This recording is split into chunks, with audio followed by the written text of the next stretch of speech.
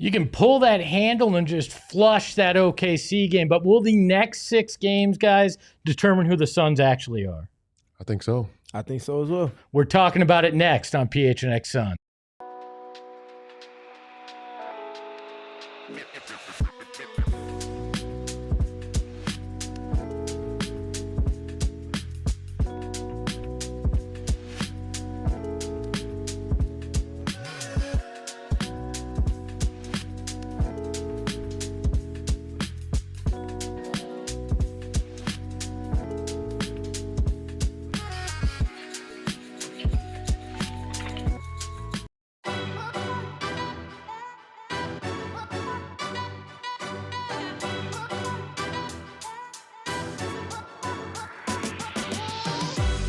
Welcome into PHNX Suns, brought to you by our friends at Bet365. Download the Bet365 app and use that promo code PHNX365. Deposit $10 and place a bet for $5 to get 150 in bonus bets. Must be 21 and over, physically located in Arizona. If you or someone you know has a gambling problem needs help, call 1-800-NEXT-STEP. Text NEXT STEP to 53342 or visit problemgambling.az.gov. I am Espo. That is Mr. Smooth, Gil McGregor.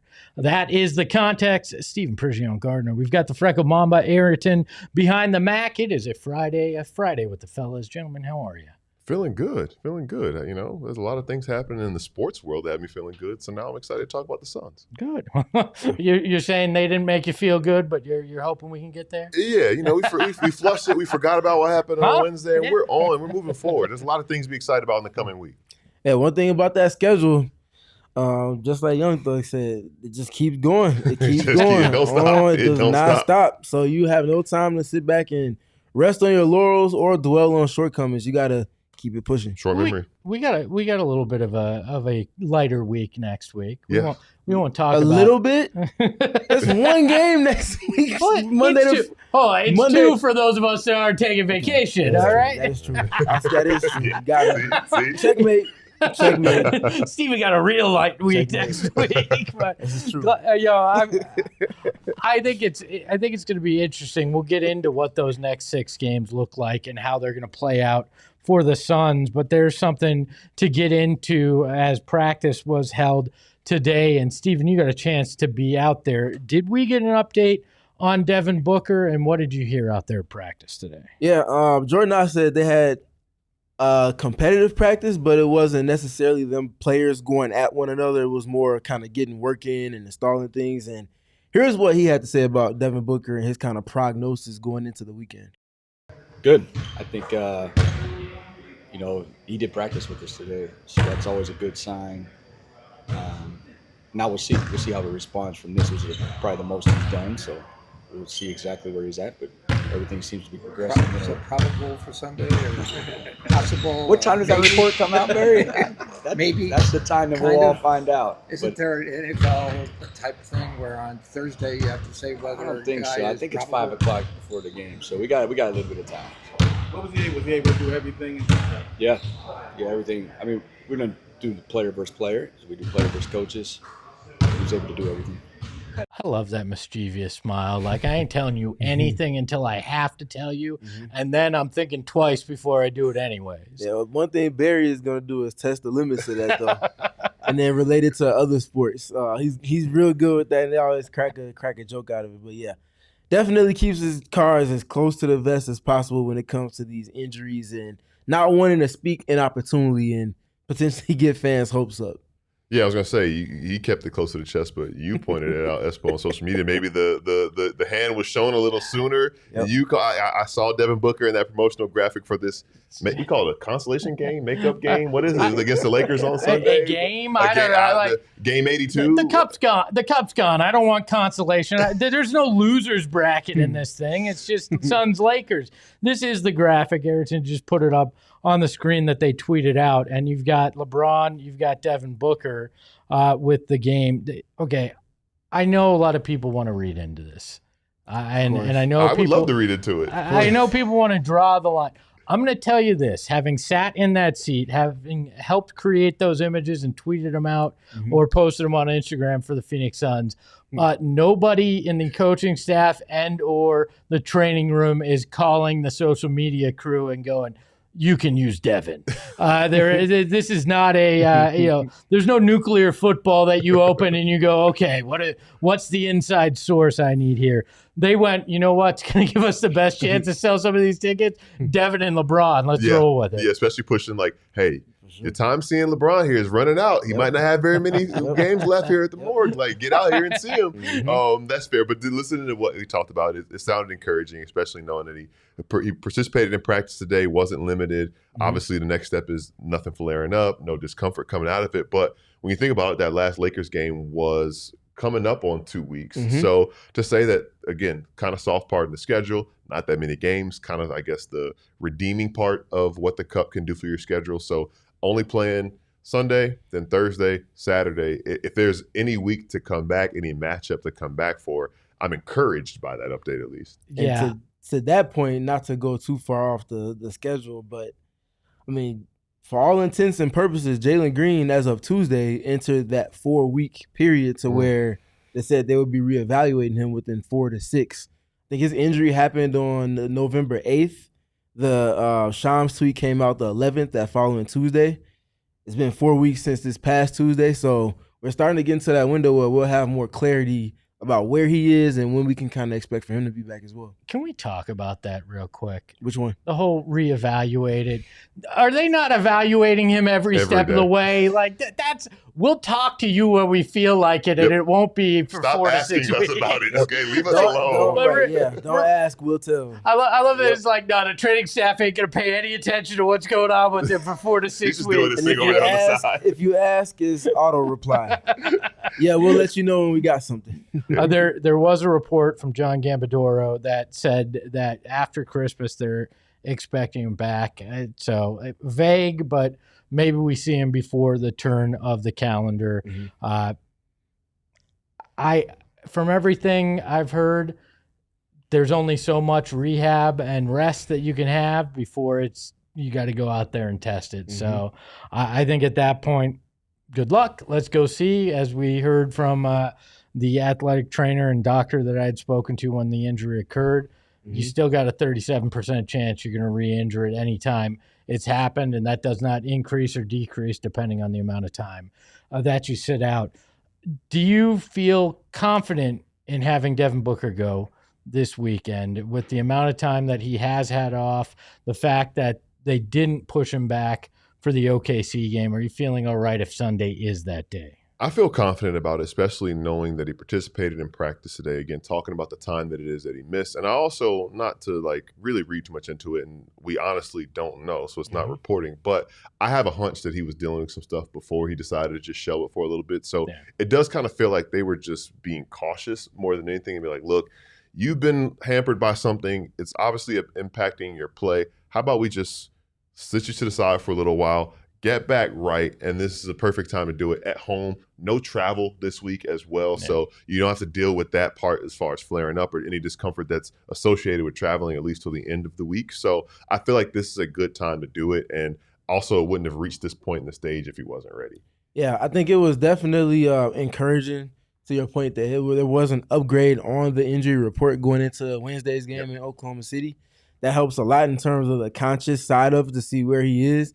The fact that it was even a thought means that he must be in a decent space to be kind of knocking on the door of that.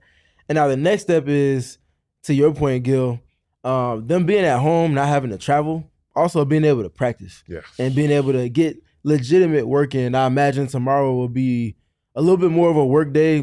Jordan I said they didn't do 5-on-5 in terms of player versus player today. I imagine they have some of that wrinkled into tomorrow's practice schedule. But you can really start to test and gauge it, especially for Devin, because he didn't do any of that today. And you'll really get to see where, okay, how does he respond, like Jordan said, to tomorrow's work after today's work, and how does it feel going into Sunday? And, of course, the caveat to it all, the kind of cherry on top is, if he doesn't play Sunday, you don't play again until Thursday. So I imagine by then he should be ready for sure. But, yeah, this is a good time and good pocket in the schedule for him to be able to test the waters and get back right. I mean, we were joking that the cup just meant more, but you know what? Kicking the Lakers' ass just means more here in Phoenix. So I'd be happy to see Devin back on Sunday. You were out there practice. How was the mood after what was obviously a rough game on Wednesday? How was the mood, and what was kind of the perception out there? Yeah, it was there was an air of accountability and acknowledging that there were things that they certainly could have and should have done better.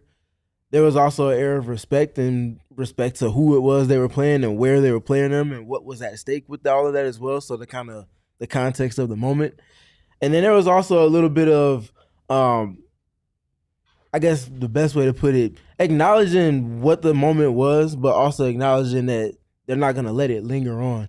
Jordan Goodwin spoke to it very good as far as speaking about just not being too stuck on positive or negative results. And the way that the schedule is set up, they don't literally have time to do that as well up until this upcoming week of games where they have some actual days off. So they wanted to make sure they weren't stuck in the mud as far as dwelling on it too long. But they definitely were acknowledging that they have room for improvement, and they're looking to kind of shore up some things starting today. Accountability is a good word that we've used in a positive sense when things are going well, but also when things aren't going well or you lose by a historic margin. And what you said about the mood and I guess the air at practice today feels like carryover. And obviously we weren't here late enough to hear what the guys were saying post-game Wednesday, but obviously we heard it and followed it as the night went on. And Dylan Brooks, Jordan Ott, both were saying, look, this isn't who we are. We have a look in the mirror. We compete better than this. There are moments in time where this game was at turning points, and basically every point from late first or middle of the second quarter when the game got out of hand, they did not respond in the ways that we normally do see them respond. And the fact that they acknowledged that, not necessarily that I expected them to make up excuses or anything like that, but the fact that they faced that head on means it's not surprising that they responded today in practice. And I think that is good going into Sunday's game, but also going into the stretch that we'll definitely get into. Yeah, I mean, what is it? Ted Lasso says, be like a goldfish. Yeah. You got to forget certain things, especially when you got 82 on a schedule. If you let any one loss or win, for that matter, linger too long, it's going to take its toll into that next game. But it sounds like they're certainly focused, and it seems like that's kind of been their mentality all year, is that we're just going to take care of what we take care of, what's right in front of us. Everything else we'll worry about when the time comes, or we'll leave it in the past, which is such a big deal when we look at it. Steven, you're going to be at the arena, so I wanted to get your thoughts on Sunday's game now and kind of looking at it. Let's assume Devin does play. What are kind of your thoughts when it comes to Suns-Lakers Sunday? Yeah, big test, I think, is the easiest way to put it. You have all of the top-end offensive talent in the system that they run with J.J. Redick, obviously speaking specifically to Luka, LeBron, and Austin Reeves, or the way some people want to structure it, Luka, Austin Reeves, and then LeBron. I mean, at least right now, right? The numbers are what they are right now, so yeah, for sure. But if you're a team that puts your dominoes so far on the table on the defensive end of the floor, that's one of the biggest tests that you can get outside of big fella in Denver and obviously the team that you played on Wednesday. So you've done okay against Denver. You haven't been the best against Oklahoma City. This is now your second time to go up against the Lakers. They'll have a game plan for you. They'll be prepared. How are you going to counteract the things that they're going to adjust to or try to put pressure on you in different ways with their offense? Are you going to be able to trust the game plan you saw last time out, but then add layers to that so that you keep them in a position of having to catch up? And then the last one, offensively, are you going to put up enough points to kind of go blow for blow with them, if you will? Because you can only play so much defense when not only they have the scoring talent they have, but the free throw numbers are what they are, and they get the calls that they get. You have to. There's some mental gymnastics you have to play when you're going up against that team. Yeah, Lakers tax, we call it. We talk about that with, whether it's fouls, whether it's award recognition, whether it's superstar recognition. It just is what it is. It's the Lakers market, and they are who they are. And I'm curious, you talked about last game and the way that went and the way we were really concerned about the scoring aspect, and the defense was there. But obviously, in this league especially, it's really hard to beat the same team twice. And I know we'll talk about the stretch and beat them 3 times, whatever it is, especially in the same month. But I am curious how much that's going to be on LA's mind, and that they didn't measure up. And I know I saw somebody in the chat talk about they're kind of confused by the Lakers' record this year. I think we've seen them struggle because they're coming off of a tough loss against a young Spurs team who was without Victor Wembanyama. Stephon Castle was a guy who stepped up, and they put up a lot of points in that game. But I think the Lakers, when they get tested with some of the better teams in the NBA, they haven't looked as good as their record would suggest they are. So I think coming on the road, it'll be another interesting test for them to see how that goes when they play against a tough team, the Suns, because the Suns have established themselves and proven that they're a tough team. Does this just feel like this is going to be Jordan Ott versus JJ Redick, like a chess match? Because obviously it's JJ's move right now. Ott got the better of him the other week, and now JJ's got a counter that it's going to be interesting to see which one of them gets the better of the other. Yeah, I think it's going to be fun from the game plan perspective to see where both teams are and where they go over the course of that 48 minutes. Because I think for as every bit as the Suns are going to be annoyed and ready to kind of get back at another team after the loss on Wednesday, the Lakers are going to be equally, if not more, mad considering their expectations, which hits a little different, but also the manner in which they lost. And it was just a lack of defense. That's probably where you want to start most. Marcus Smart knocked down, 8 threes in that game? And they still lost by double digits? That speaks to everything defensively. Luka had 40 in that game, and there was no impact on the game in terms of him scoring and it changing the trajectory of the game. So they're going to be ready to get after it as well. And then on top of that, they also lost to the Suns at home last time. For record tie-breaking purposes that maybe come down the line, they want to make sure they have that too. So for as urgent as it was in the kind of preseason or in the play-in games, the in-season tournament games, I think both teams are going to have that same urgency for this first one going into the rest of their schedule. Not for nothing, another wrinkle of that. Now these teams are going to play 5 times this year, rather where typical division, whatever, will play 4 times. You get to play the Lakers a 5th time this season, which means you can't split. There's going to be a tiebreaker one way or the other. So when you start looking in the big forecast, if you think that the Lakers are actually more in your tier of teams, getting a leg up in those games would be very helpful. We will talk a little bit more about Suns and Lakers in that upcoming schedule that I think is going to be fascinating when you look at the next 6 games. But on the other side of the break, we're going to look at Khaman Maluach, and is he that much closer to actually having an impact with the Suns? Got to tell you about our friends at Game Time. Game Time is where you want to get your tickets because they give the power back to the fans. I was looking at Game Time today, and they've got Suns Lakers tickets for this weekend for $45. That's 4-5. That's right, not 6-7, 4-5. Okay, you can get those tickets for that cheap. And the best part, when you go there, I looked at it, and it'll actually show you exactly the view from the seat when you're looking at it, and it's guaranteed to be legit. No worries that, I just bought counterfeit tickets. Nothing like that. They take care of you, and Game Time, that 100% guarantee makes it easy to trust that you're going to get what you need, and fees are all included. So you're going to see your all-in price right there up front. So take the guesswork out of buying NBA tickets with Game Time. Download the Game Time app, create an account, and use the promo code PHNX for $20 off your first purchase. Terms and conditions apply. Again, create an account and redeem the code PHNX for $20 off. Swipe, tap, ticket, go. Download the Game Time app today. And Aura Frames. Are you guys procrastinators when it comes to shopping for the holidays? Yes. I'm the worst, right? I will wait until Christmas Eve, at least in my younger days.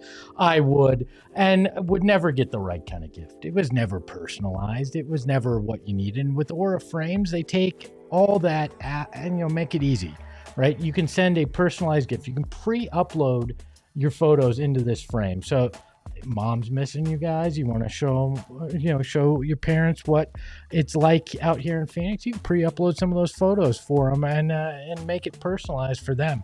And I got to tell you, I've got one of these in my office. The quality is unbelievable. Some of these things now, but the quality on this is unbelievable. For a limited time, save on the perfect gift by visiting Aura Frames to get $35 off Aura's best-selling Carver mat frames. Named #1 by Wirecutter using the promo code PHNX at checkout. That's Aura Frames, AuraFrames.com, promo code PHNX. This deal is exclusive to our listeners. Frames sell out fast, so order yours now for the holidays.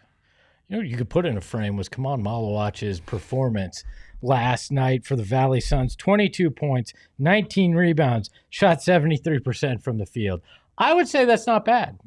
Not bad at all. Yeah. Not bad at all. But so you've watched obviously a lot of him with the Valley Suns, and I think there's been some ups and downs. Thinking back last year with Duke, one of the big concerns people had was his rebounding, and I think to see him get 19 boards is honestly most encouraging to me than anything. And obviously, you can speak to the rebounding effort or the rebounding skill because it is very much a skill and effort-based skill. But to see him with 19 boards, I think is really encouraging as far as like things that are going to apply right away when he makes it to the next leap. Yeah, for sure. And I think 6 of those were offensive as well, which you don't luck your way into offensive rebounds. You have to be intentful and put in some work to get those. It's a science. Yes, and especially because they don't crash the offensive boards on the Valley Suns level the way that the Suns do.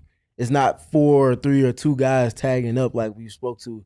It's usually just one guy that's going after it at times, and to see the intent behind Maluach using swim moves at times to win on leverage, looking like Aaron Donald or insert Calais Campbell for Cardinals fans, swim moving to get past guys and then going to get the board and then putting it back up off the glass as well. It was very good to see that. I think what stands out to me most, though, it's his ability to be aggressive defensively, but not foul. So the last 2 games, he's played 32 and 35 minutes respectively. Only 2 fouls for Khaman Maluach. That is what you want to see. If he's going for offensive rebounds and not picking up fouls, if he's setting a high volume of screens and pick and roll to then open himself up to get into the roll or get into a deep roll or the short roll, or even hit a pop like he hit a 3 yesterday. Doing those things in succession with one another without fouling while also being aggressive defensively, guarding some guys that like to play in the post at times, being up at the level of the screen and double teaming guards and sometimes switching on the guards, but not fouling, that's what you want. You can't only be as good as you're available, obviously for injury purposes, but even more so for fouls. He's been good there so far. 4 blocks in the game. Absolutely. I was impressed by the aggressiveness because you go back and you watch some of the earlier games with the Valley Suns. There was some tentativeness. There wasn't, obviously he's not the bulkiest of centers, but it didn't feel like he was willing to kind of push early on. Now, yesterday's game looked like he was getting out there physical, outsmarting guys in a lot of ways as well. Now you got me thinking about him lining up on the defensive line at that frame and that size, how it'll work. But that'll put some dog in that chest. A lot of batted balls in the line, I would hope. Man, listen, don't even try to throw his way. If it's not deep, it's not happening. You're trotting him out there for the field goal block unit for sure. Absolutely. But he did have a pretty good jumper at the top of the key in that game, and he hit a 3-pointer as well, which that's once he gets comfortable with that too, that adds a whole nother dimension once he gets on the floor with the Suns. These are all encouraging things like we've talked about. This is exactly why you have a G League team and you house them so damn close to where your team is, because you can assign him there, and he's back at practice today with all the NBA guys as well. The word for me with Maluach, and we spoke to this over the summer, force. He has to play with force, but you can't get to playing with force until your game reps and your mental kind of match with one another. And it's been a stark difference between his first 3 G League games and these last 2 over the past 2 weeks. He's playing with force.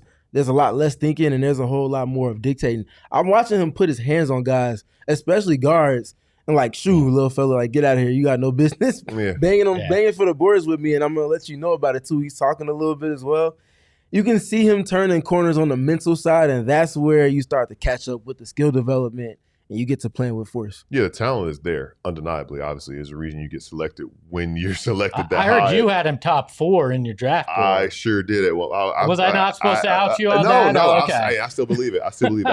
That wasn't even the hottest take I had about him during the draft stuff, and I stand behind it. Maybe if it comes true, I'll come out and say it down the line. He said he was going to be Kareem. I heard that. I might have said that he had the highest upside on that Duke team. But anyway, okay. That being said, like it's the talent is there, the skill is there, but everything that we've said is the mental part. I talked about like the mentality of being aggressive on the glass. You talked about the discipline to not foul and also like have that little approach. You talked about the confidence to take the shots that he does, and obviously the game reps are what you see. But I think the biggest thing is him looking in the mirror or just going out there and realizing I am capable of doing these things. I am a big man who takes up a lot of space on the floor, but I also just not big and don't know how to use my size. Like, I'm very skilled and very talented. And putting those pieces together, having the opportunity to do that with consistency, I think we'll start to see it translate. And maybe it translates into 4 minutes, and maybe it translates to 8 and 12. And like, I think in a perfect world, by the end of the year, he's somebody you can rely on situationally, because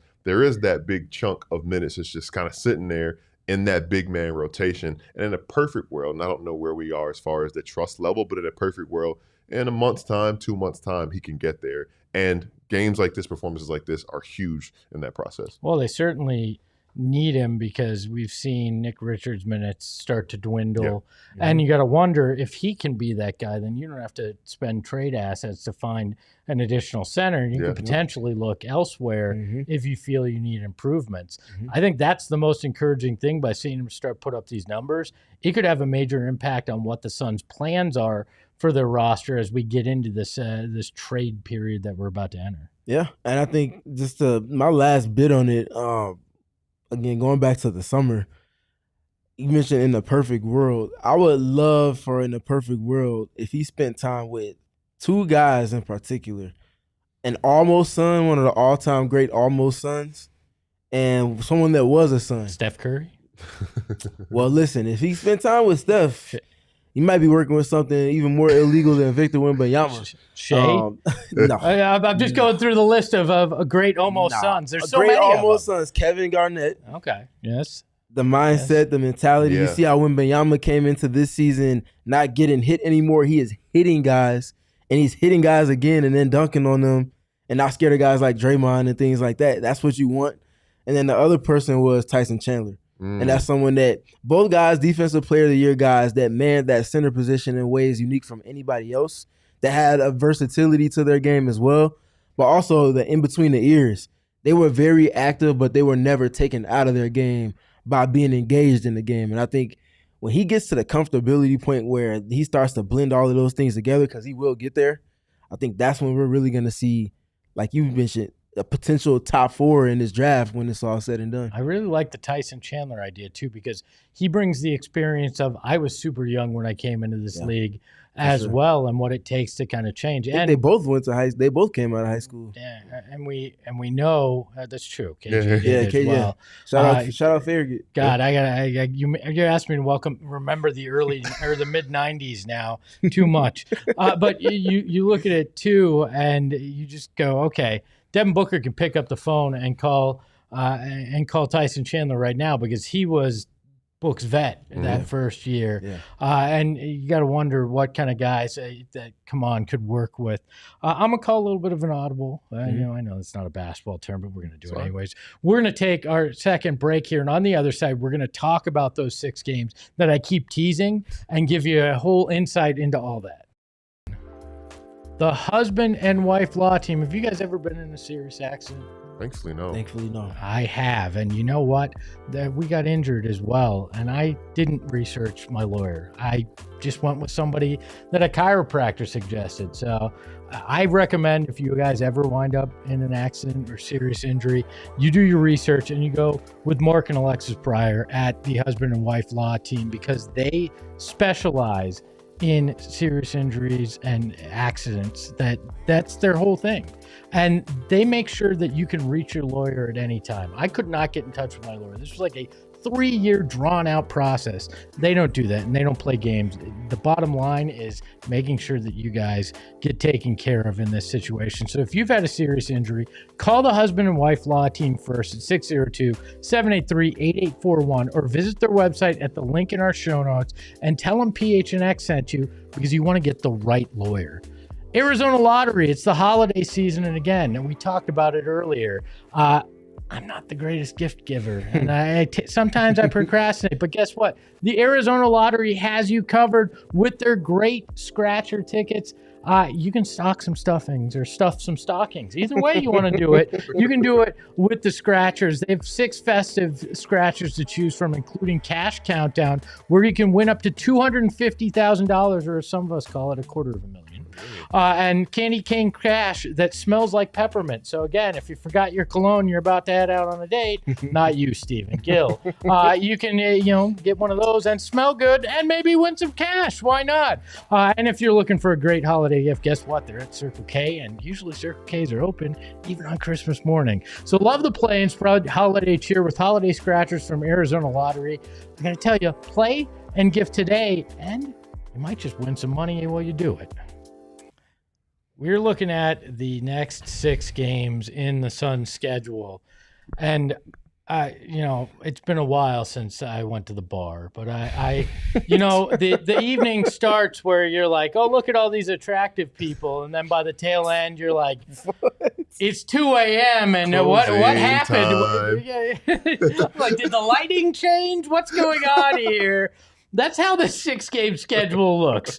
All right, if we want to take a look at these, throw them up there. Obviously, the Lakers on Sunday, then back-to-back against Golden State. The Lakers again, and then you've got that 2 a.m., they called it the Coyote Ugly kind of games here, where you'd rather chew your arm off than wake them up. That's the New Orleans Pelicans back-to-back as well. When we look at these 6 games, I want to know, will this stretch really tell us who the Phoenix Suns are? Because I don't think the OKC game or Houston game is the right barometer. Mm-hmm. I feel like at least the first 4 in this will tell us who they are, and then the last 2 will kind of let us know how serious they are. I think that's a great way to put it when you think about, like, we talked a little bit about the Lakers and talked about where we actually tier them in the Western Conference, and there hasn't really been anything that we've seen from them thus far, aside from the talent on their roster, that says that they shouldn't be in that second, 2.5, third tier, along with the Suns and the Timberwolves and the Warriors. So there's the second point, right? Mm-hmm. These are teams who you're probably going to be grouped with in the Western Conference throughout the season. And I know it's early. We're not even close. Well, we are kind of close to the midway point in the season, but similar to what we were saying about taking care of business games, which I'll get to, you don't want to look back later in the season when you're breaking down tiebreakers and where you are trying to jockey for positioning in the standings and say, man, I wish I had a different approach to these games in the middle of December. Probably getting Devin Booker back, hopefully for this first Lakers game, but definitely by that Warriors game later in the week. So that's big as well to get one step closer to full strength. You could get Jalen Green by the end of this as well. So I'm thinking about that, and also kind of what we talked about, seeing the same opponent twice or each with as the Lakers and the Warriors go. It'll feel a little bit like the playoffs, the chess match that we talked about with Jordan Knott and JJ Redick. A home and home with the Warriors, Steph Curry is now back in the lineup. I think there's a lot to learn about your team, especially because you're going to get tested a bunch of different ways over the next week and a half, 2 weeks. Yeah, for me, we talked about it maybe in the post-game show on Monday, but we definitely did off the air as well. It's been a very heavy Western Conference schedule for the Suns. Yeah. Still. What was it? 2 teams from these? They played the Pacers and they played the Hawks. That's it. Which is insane. That's insane. Over a quarter through the season now. Because this is the next 6 games with their 14-11. So they'll be at game 31, and 29 of the 31 games will have been against Western Conference opponents. That is insane. That part being said, I wanted to bring that to the conversation again. Because you've gone up against so many teams in the Western Conference, at least twice at this point, if not coming up into this week, you will have played so many teams 2 or 3 times. Mm-hmm. Oklahoma City, twice. Denver, twice. Houston, twice. The Lakers coming up this week, twice. The Spurs, twice. Minnesota, twice. The Golden State Warriors, by the end of this week, 2 times. I'm sensing the theme here. The New Orleans Pelicans, you will have played 3 times through a little bit over a quarter through the season. All before the end of the calendar year. All before the end of the calendar year. It's insane. You almost set your Western Conference. It's almost done. Right there. It's almost done. You have your 2 games to end the year are Eastern Conference. So you have played 4 Eastern Conference teams in the whole first half of that season. I mean, we say, it's too early to scoreboard watch or anything. And in most cases, that's true, but with this schedule, actually, a lot of your playoff seeding is determined right now. And my point in bringing that up is there's been a little bit of furniture moved in the Western Conference, and there's starting to be tiers established. Mm-hmm. I think the top 3 are who they are. Oklahoma City, Gap, Gap. Yeah, thank you. Denver. Gap. Yes. Yes. Denver and Houston. I think Denver has a step up on Houston still. That's up for a debate. I would love to hear people's thoughts on that. But I think at this present moment, they have proof of concept with what they've done, and they have the best player in the league still by my eyes. So, A literal Joker card. yeah, a literal Joker card, exactly. And chemistry, because they've played And together. that's what Most I'm of them getting have at. played They've together. been through the fire before together. They have a championship core. So it's a little different for them. Outside of those three teams, even with the way that those three teams are separated amongst themselves as one faction, in that middle tier, you have the Minnesota Timberwolves, the Los Angeles Lakers, the San Antonio Spurs. I throw the Suns in that mix right now because of how they played against those teams, but also record-wise where they are. And then obviously you also have the Golden State Warriors, who are only one game behind the Suns in the Western Conference standings right now. So the importance of that game in tandem with for the Lakers and the Warriors in particular, the way that these games against these teams in this conference grow more and more competitive as the season goes on. That first game is nothing like that second game, which is different from the third and the fourth. And in the Lakers' case, to your point, that fifth game, they will have played a full playoff series worth of games potentially against the Lakers alone by the end of this season. Yeah, we only need 4, though. We don't need that 5th. I would hope so. But to that point, though, you see what happened in regular season series in years past and how that kind of trickulates to if you potentially see teams in a play-in situation or an actual playoff series.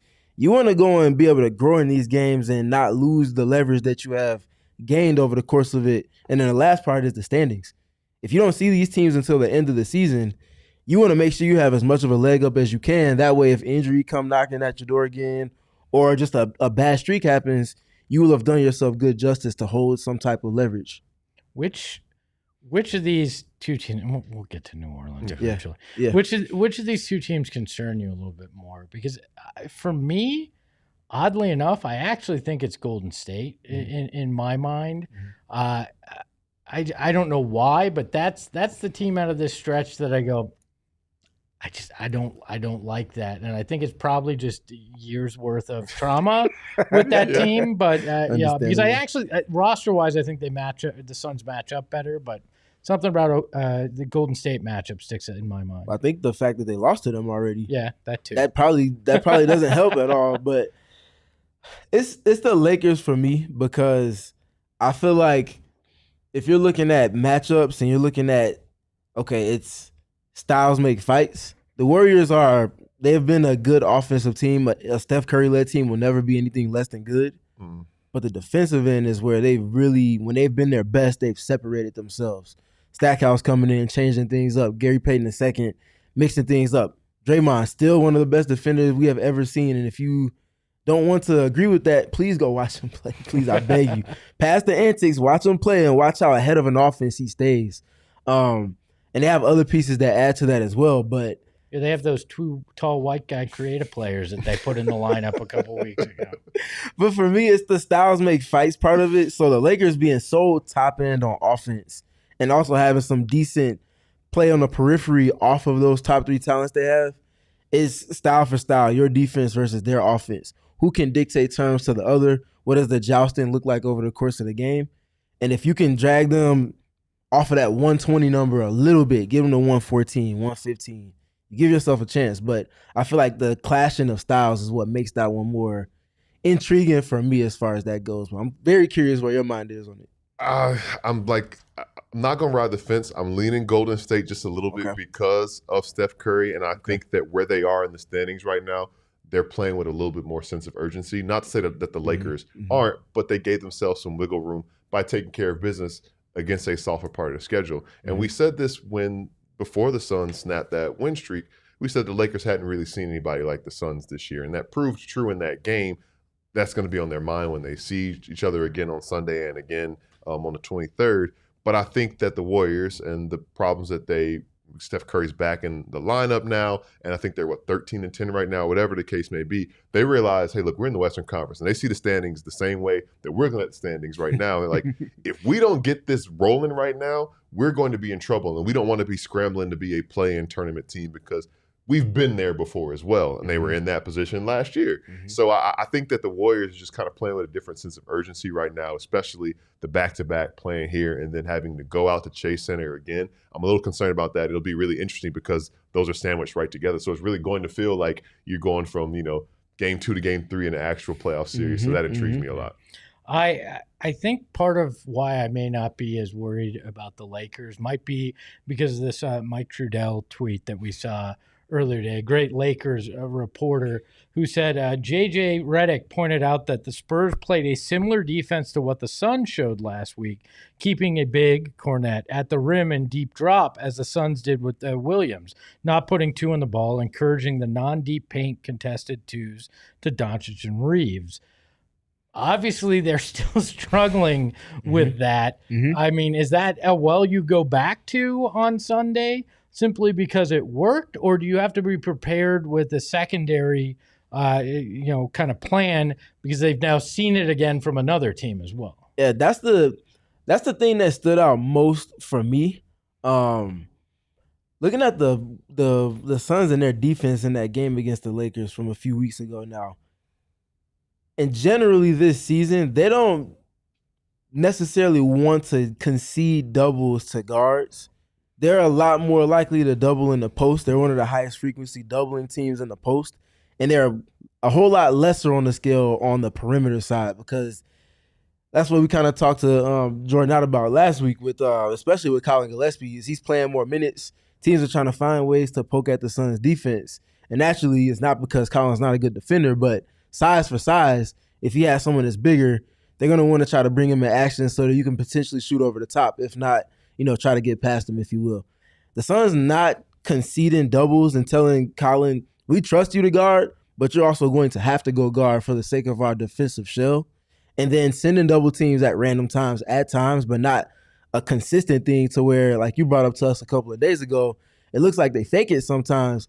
That plays into the psyche of guys. Anthony Edwards gets a switch with Colin Gillespie, and he's looking around and he sees help from this block or from this elbow and from that elbow, but doesn't know if he takes another dribble, if one of those guys is going to come to him, or if they're going to sit. They sell it so well. Yeah, for sure. Yeah. And then the top part of all of that, it's a process to get that matchup. So you've taken 16, 15 seconds to do that. You only got 4 or 3 more left. You can't really drive either way. You have to settle for a pull-up. And next thing you know, the Suns are out in transition where it's some of their best offense. So it's a tried and true process for them. It worked against the Lakers last time. The execution has to be there, though. The scheme, like we talked about at the beginning of the week, scheme is sensational. You want to have game plan preparedness, but the execution in a sustained manner against LeBron James and Luka Doncic and now Austin Reeves. If you're fouling more, that game that you won is not a game that you win. If your switches aren't as sharp, that's a couple more pull-up threes or a couple more skip passes. That's the difference in the game against that team. Yeah, I was going to say the other part about it, too, which you kind of bet on, and we saw it in the Minnesota win this past week, which feels like forever ago, but that was Monday. It was It feels forever ago, but like Anthony Edwards exceeded 40 points or met 40 points, 41. But everybody else struggled. And I think that the other part about this Lakers thing, both of those games are here in Phoenix, and what they say, the old saying, role players play worse on the road. So if you are not letting Luka Doncic beat you, but being okay with him working to get his and trying to cut everybody else's water off, is Rui going to make shots? Rui Hachimura. Is Gabe Vincent going to make shots? Jake LaRavia, who I'll never say a bad thing about, go Deeks. Is he going to make shots in this game? Marcus Smart coming off a big game. These guys who are you betting on them hurting you because you know what Luka's going to do. To a certain extent, you know what Austin Reeves is going to do. And we're starting to get to the point where LeBron is getting back to doing what we know he's going to do, even though people try to write him off, especially after his double-digit streak came to an end pretty recently. So he made the right play. He made the right play, and now he's dunking on people again. So who really knows with him and Father Time? They overlook all us 40-year-olds. Listen. I made this joke that Father Time lost, but he's trying to cover the spread at this point with LeBron, and eventually he's going to, but hasn't yet. Obviously, he just dunked on Luke Cornett the other day. So I'm curious to see that the role players, and that's going to be a big one that I'm sure we'll talk about more Sunday when that matchup comes. You got the dunk, but then a couple of games before that, you had him closing out the Sixers on the road, and letting off new game winner sellies and whatnot. He's winning, man. He is winning. And he's been winning that for about 4 years. Sure. Yeah. It's over. I mean, how much was he spending his whole time while he was rehabbing, thinking about those cellies? Like he's like, I got to have a new bag. Yeah, he was You Goku. on the treatment table. What else He you was gonna do? Goku in the hyperbolic chamber. He was chilling after that war with Frieza, who in LeBron's case is Father Time, and then coming back with his new haymakers. It's different. Before we move on, I do want to talk about those back 2 games against New Orleans. I know that those two. Yeah. I mean, obviously not the same. I'm going to be polite. Not the same caliber. They're 4-22. They suck. All right. It's an NBA team, but they're a 4-22 NBA team. I mean, yeah. And it fits the arena they play in, not a older arena that's struggling there. But I used to love that place. It was nice back in the day, but when it was new, like everything, we all when we age don't look as good anymore. The thing with those 2 games, you're coming off of 4 games that are essentially mini playoff series, like we mentioned. To me, that's a barometer of how locked in are you and how committed are you to playing the same way night in, night out, because those are the quintessential trap games where you take your eye off the ball, metaphorically speaking. I hope you don't do that actually. That would lead to a result you don't want. And you lose one of those 2 and it's not a good look. You lose both and there's panic. Yeah, absolutely. Panic button. I'm smashing the panic button. You lose both of those games to the Pelicans. I know Derek Queen's been playing well, which maybe people might freak out about at this point, but let the careers play out. But getting down there again, it's similar to what we talked about after that Kings win a few weeks ago. That's when you really learn your principles. You stick to them, because if you stick to those principles, you should win those games. You should win them pretty handily. Thankfully, that's December 26th, December 27th. So we could be seeing Jalen Green come back in the lineup, and that could be a shot in the arm that doesn't allow that team to take the Pelicans lightly. Also, I don't know if it's proximity to Moss Point, Mississippi, or whatever it is. Devin Booker usually saves his best for when he's down there at the Smoothie King Center, or the Blender, as they like to call it. So a lot of different things the Blender. It's only New Orleans getting caught in it, though. That's also true. So a lot of things that can come from that. But the biggest thing is just taking care of business against those games, and it's a letdown spot, what they call it. Don't get let down. We call your bachelor pad the Smoothie Center too. I haven't got my blender set up yet, though. That's crazy. New Orleans is 2-12 since the last time they played the Suns. Yeah, when they played the Suns, they were broken beforehand. But that's not our business to delve into. The second time I said that, and I'm standing firm on that. That's my stance. That's my square. But Derek Queen is not the same Derek Queen that the Suns saw that first go around. That's not to say that he's going to be somebody that, oh my God, the Suns have to pull out some brand new scheme for, but you got to go beat him, because he's going to win his one-on-one matchups by any means necessary. That kid has a different type of go about him, and he also has a competitive fervor that grows contagious. And we just saw them win a game that many said they didn't really have business going to win just the other night against Portland. And we see Derek Queen have yet another impactful good game. Didn't necessarily get to 33 like he did the game before, but you saw the impact in passing. And just general playmaking, the scoring, the defense was there a little bit for him too. But you also want to make sure you're not letting him get the juices going for everybody else.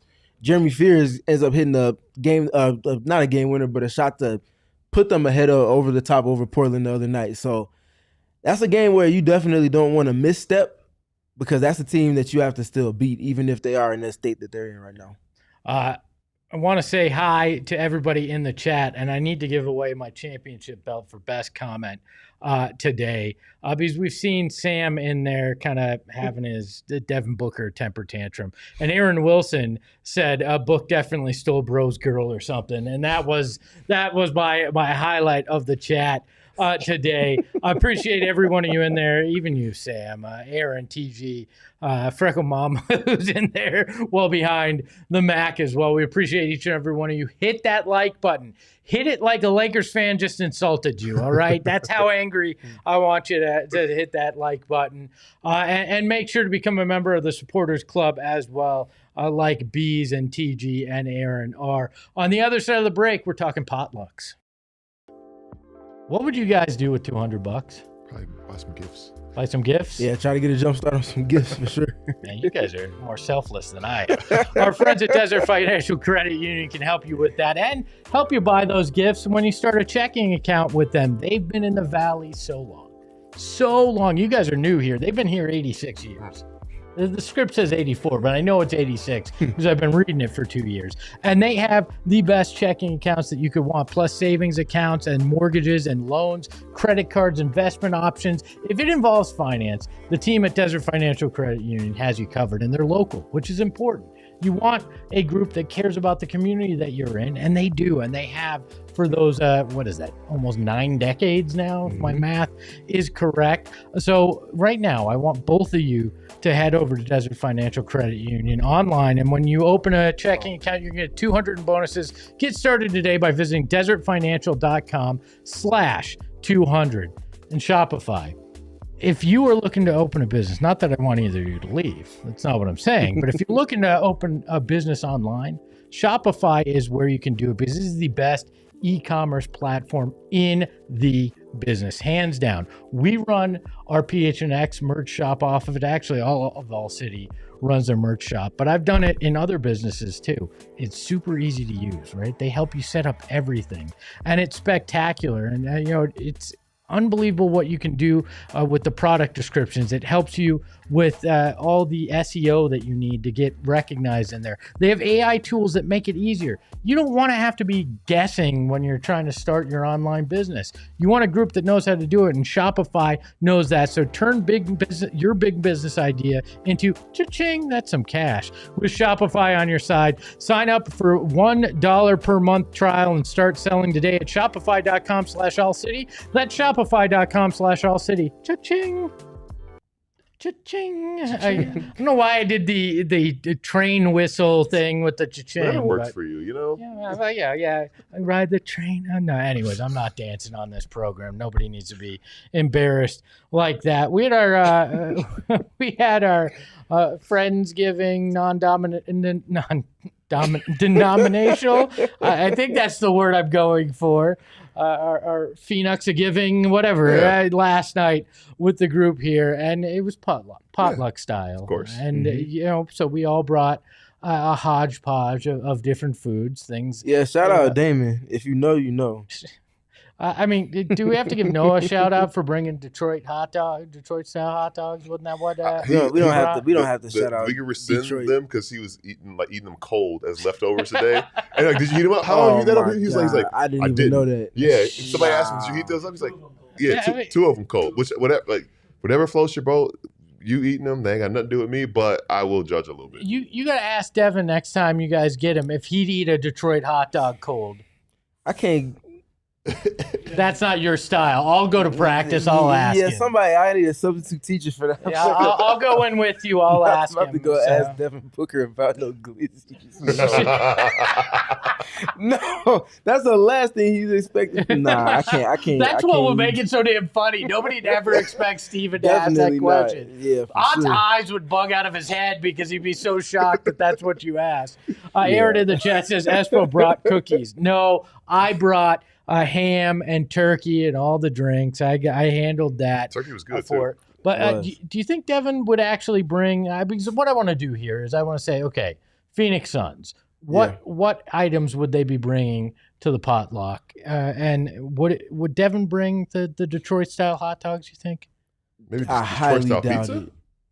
it. He would probably be more likely to bring pizza than hot dogs. Maybe it's because he's a star. I think he's bringing the main course though. Like it's like, or maybe he takes a step back. He does enough main course during the game, and he brings some sides like sweet potatoes. Yeah, I was gonna say either sweet potatoes or like mac and cheese for Devin. That's what I would expect. I think Are you saying that because people are saying I look like him in the chat, and I brought that yesterday? Everything is aligned. It's all aligned. That wasn't by mistake. It's all aligned. I think you're both wrong. He brings the bathtub like he did at the club that one time, and he just chills in it. Everybody else can bring me the food. Now I like the mac and cheese idea there. I feel like Dylan Brooks brings the silverware.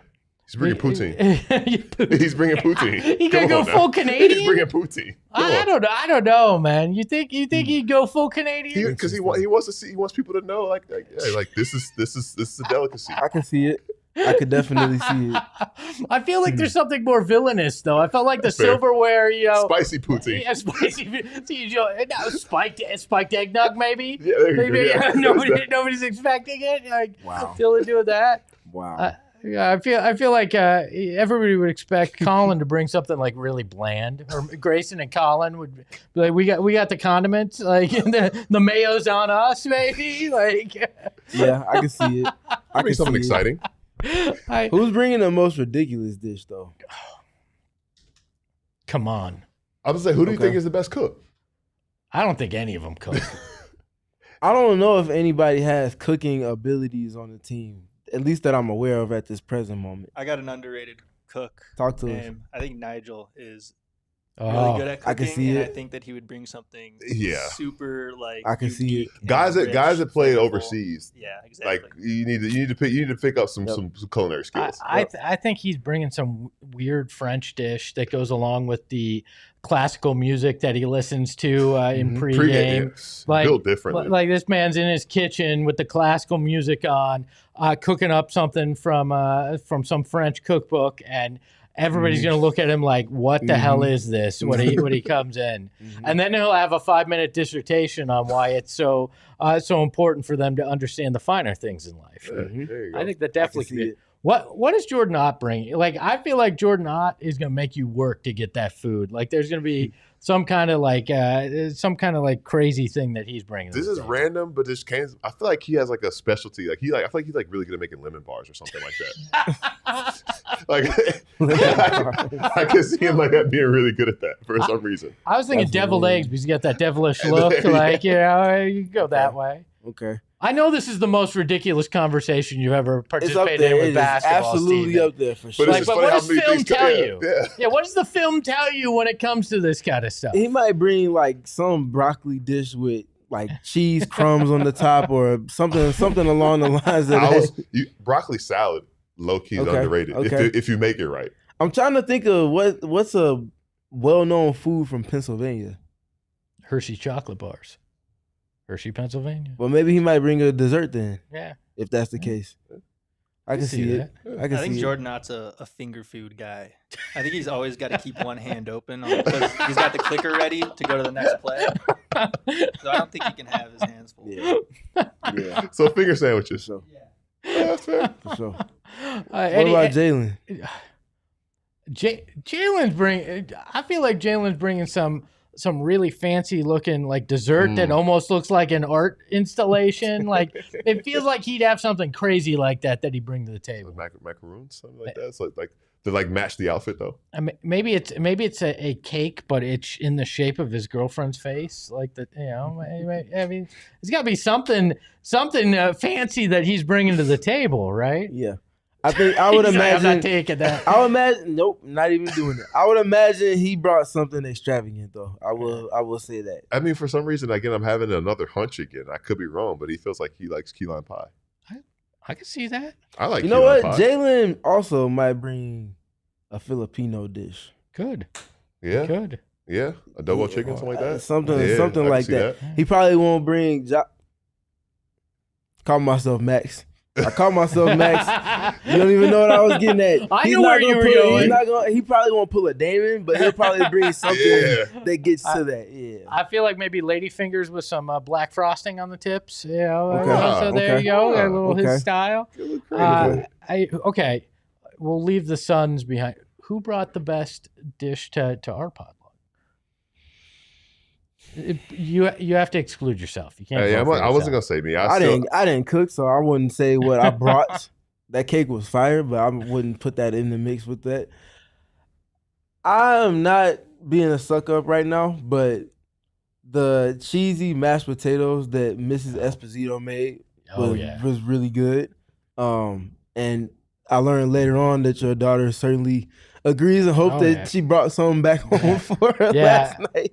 You can tell why the poundages have always been around here too.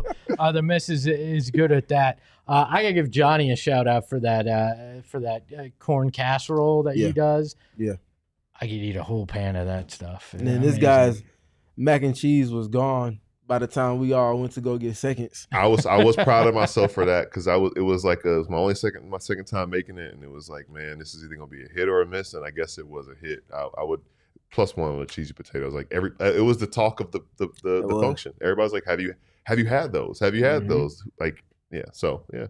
I was impressed that you had the things in your kitchen to actually cook yet. I'm impressed that you got that. That's somebody in the chat said Dick Richards is bringing leftovers. Drew in the chat. That's just a stray. The poor guy is just taking strays. Let Nick be great. You know what I'm thinking about too? Wow. Like there's a lot of potluck potential. He actually low key might be the best cook on the team because Jamaican food. We were talking about it yesterday, but the international flair in that locker room could make for a lot of different cool dishes. So if it's leftover Jamaican food, I'm not mad at it. You know, leftover jerk chicken. Royce might be a low key good cook. He might be. Something just tells me he might be somebody. Yeah. Yes. Texas. Exactly. Tenderism. Like he's got the. Yeah, for sure. It's falling off the bone. For sure. I can just imagine Royce in like a chef's hat and putting together some kind of gourmet dish to go with it. Yeah, I can see it. I feel like Damari Carroll might be a surprise. I don't know what, but getting to know him a little bit at Summer League, I was like, this guy might have a little flair for something like that. Yeah. So that is another edition of PHNX Suns in the books. A big thank you to all of you in the chat joining us today. Hit that like button before you leave. A massive thank you to the freckled Mamba behind the Mac Ayrton, who made us look good today. And with me, that's always difficult, especially when I'm driving the car.